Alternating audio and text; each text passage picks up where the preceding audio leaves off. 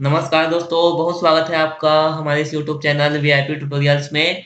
आज हम देखेंगे कि यौगिक होते हैं, उसमें अणु भार की गणना, उसके वजन की गणना किस प्रकार से की जाती है। तो सबसे पहले मैं आपको अणु भार कैसे लिखते हैं या अणु भार को किससे दर्शाया जाता है, ये बताता हूँ।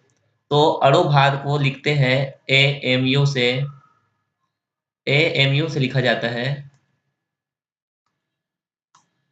A M you. अब एएमयू या एटॉमिक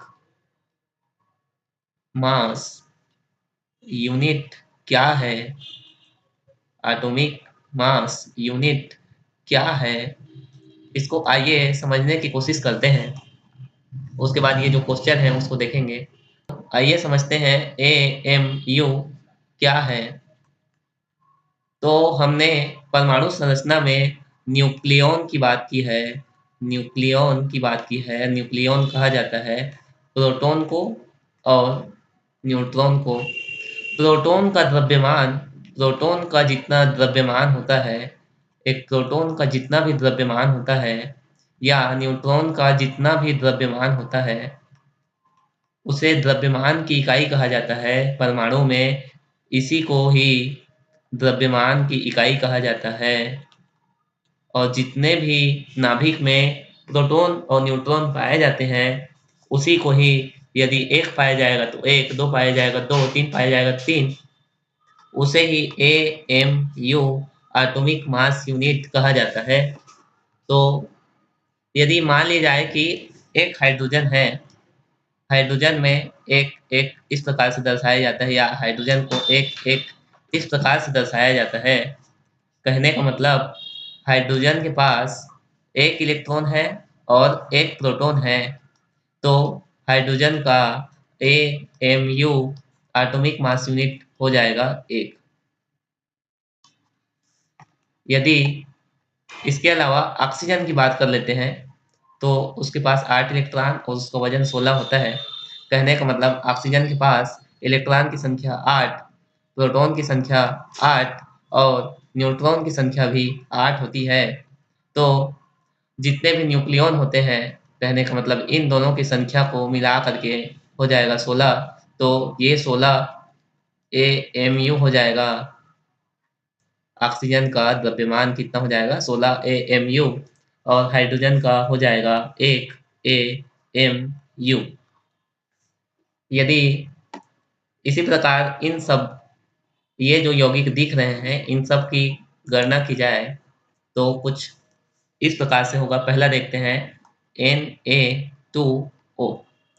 तो हमें पता है सोडियम 2, एक सोडियम का द्रव्यमान होता है 23 एएमयू। और ऑक्सीजन का ऑक्सीजन का द्रव्यमान होता है 16 एएमयू।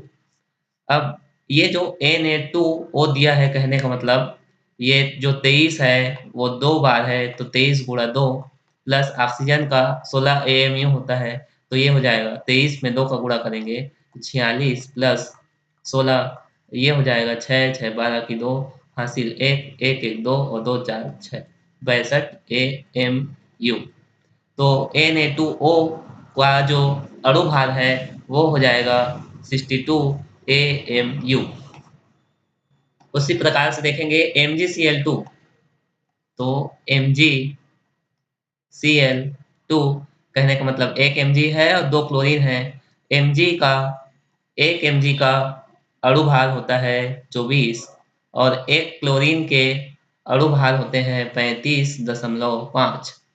अपने पास Mg 1 है तो 1 से गुणा करेंगे, और क्लोरीन 2 है तो 2 से गुणा करेंगे और दोनों को जोड़ देंगे।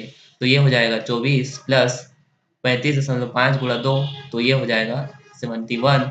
तो ये आ जाएगा 95। MgCl2 का अणु भार है एटॉमिक मास यूनिट में 95 एटॉमिक मास यूनिट। इसके बाद है, देख लेते हैं, CaCl2। इसके बाद है CaCl2। CaCl2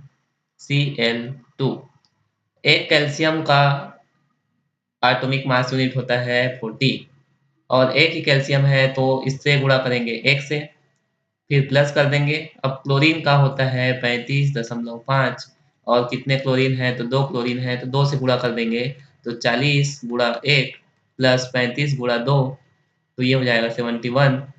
तो 40 प्लस 71 ये हो जाएगा 100, sorry sorry sorry sorry sorry, ये हो जाएगा 111 एटॉमिक मास यूनिट। उसके बाद है CaO। CaO तो हो जाएगा CaO। एक कैल्शियम का वजन होता है 40 AMU और ऑक्सीजन का वजन होता है 16 AMU। तो 40 में हम 16 को जोड़ देंगे तो ये हो जाएगा 56 AMU। हमने कुछ इस प्रकार से एटॉमिक मास यूनिट निकाल के देखे हैं। यदि आपको कोई तत्व या कोई यौगिक का एटॉमिक मास निकालने में दिक्कत हो रहा है, अणु भार निकालने में कठिनाई आ रही है, तो आप कमेंट कीजिए कि ये वाला ये जो यौगिक है उसके एटॉमिक मास निकाल के बताइए। और यदि आपको कोई लगता है कि हमें इस वीडियो पे या इस टॉपिक पे वीडियो चाहिए या हमें जो कमी दिखाई देती है उसको कमेंट कीजिए ताकि हम सुधार सकें, आपके डिमांड के अनुसार वीडियो ला सकें। तब तक के लिए धन्यवाद। वीडियो को लाइक कीजिए, चैनल को सब्सक्राइब कीजिए, दोस्तों के साथ शेयर कीजिए। फिर मिलते हैं नेक्स्ट वीडियो में।